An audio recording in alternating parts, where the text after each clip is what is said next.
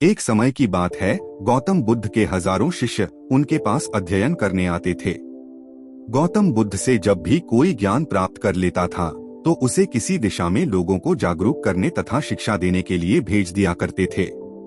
बुद्ध का एक शिष्य बुद्ध के आश्रम में लगभग 6 सालों से था। वह शिष्य महात्मा बुद्ध के पास आया और बुद्ध से कहा, मुझे यहाँ आए लगभग 6 साल हो गए हैं। मेरे बाद कितने शिष्य यहाँ पर आए, उनमें से सभी शिष्य को आपने ज्ञान देने के लिए किसी न किसी दिशा में भेज दिया, लेकिन मुझे अभी तक नहीं भेजा। आखिर ऐसा क्यों? क्या मुझे आपका ज्ञान प्राप्त नहीं हुआ है? बुद्ध मुस्कुराए और बोले, यह तो तुम्हें खुद ही समझना पड़ेगा कि मेरा ज्ञान तुम्हें प्राप्त हुआ है या नहीं। शिष्य बोला, हे बुद्ध, आपने इन 6 सालों में मुझे जो उपदेश दिया है वह मुझे सब याद है। आपकी बताई हुई एक एक बात मुझे सब याद है। आप कुछ भी मुझसे पूछ सकते हैं, मैं हर उत्तर देने के लिए तैयार हूँ। आप मुझे एक मौका तो दे ताकि मैं किसी भी दिशा में जाकर लोगों को अपने ज्ञान के बारे में बता सकूं।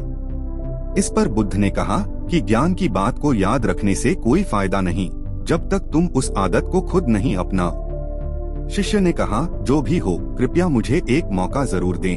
आप मुझ पर भरोसा रखें, मैं सभी को अपने ज्ञान से प्रभावित कर सकता हूँ। मैं लोगों को ऐसी बातें बता सकता हूँ जिससे लोगों के जीवन में शांति आ जाएगी और वह अपना शांतिपूर्ण जीवन जी पाएंगे। तो फिर बुद्ध ने कहा, अभी तुम तैयार नहीं हो। जब तुम उसके लिए तैयार हो जाओगे तो फिर मैं तुम्हें खुद ही किसी दिशा में जाने के लिए बोल दूंगा।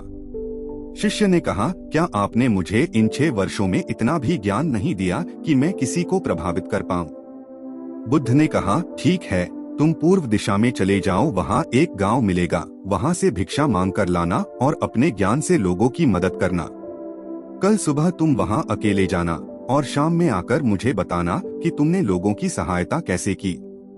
शिष्य यह बात सुनकर बहुत खुश हुआ और आशीर्वाद लेकर चला गया। वो रात भर ज्ञान समेटता रहा और मन ही मन सोच रहा था कि मैं वहाँ ज्ञान का ऐसा छाप छोड़ूंगा कि वहाँ के लोगों के साथ बुद्ध भी मुझसे प्रभावित हो जाएंगे। सुबह उठकर वह महात्मा बुद्ध को प्रणाम करने गया। उन्हें प्रणाम कर वह पूर्व दिशा की तरफ निकल गया। शाम को जब वह वापस आया तो बुद्ध ने देखा कि शिष्य के माथे पर चोट लगी है और खून बह रहा है। बुद्ध ने उसे पट्टी की और पूछा, तुम्हें चोट कैसे लगी?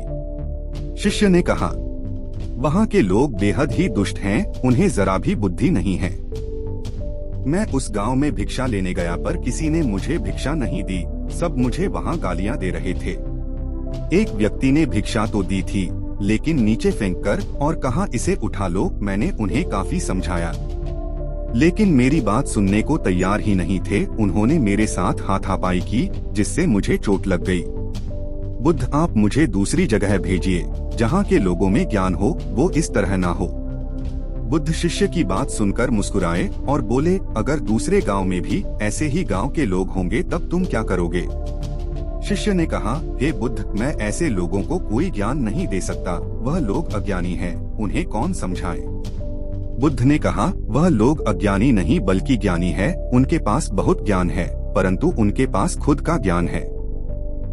अब अगर तुम किसी दूसरे के ज्ञान हो चोट पहुँचाओगे तो वह कुछ तो कहेंगे ही। तुम्हें ऐसे लोग हर जगह मिलेंगे, तब तुम अपना ज्ञान उन्हें कैसे दोगे? बुद्ध ने कहा, आज तुम आराम करो, कल शाम को मेरे पास आना। शिष्य बुद्ध को प्रणाम करके चला गया। अगली शाम जब वह वापस बुद्ध के पास आया तब वहाँ बुद्ध के एक और शिष्य मौजूद थे। उनके हाथ में भी चोट लगी हुई थी।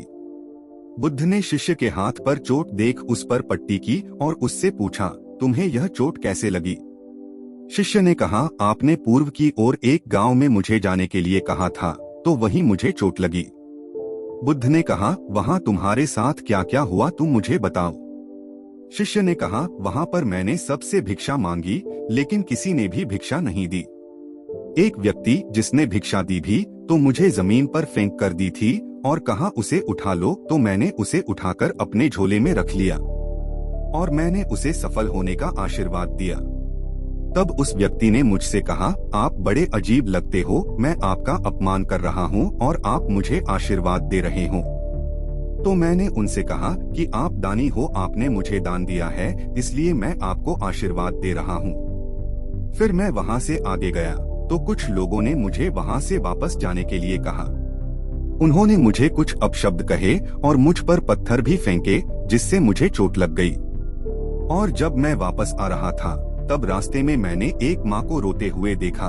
वह अपने बीमार बच्चे को लेकर चिंतित थी।